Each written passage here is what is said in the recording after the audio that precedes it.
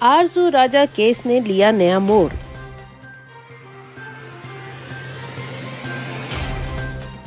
आरजू राजा को वालिदैन के पास घर जाने की इजाजत मिल गई।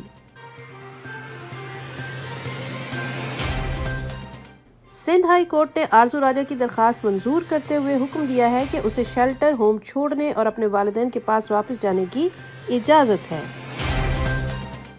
वालिदैन को पाबंद किया गया है कि वो आरजू को मजहब तब्दील करने पर कोई नुकसान नहीं पहुंचाएंगे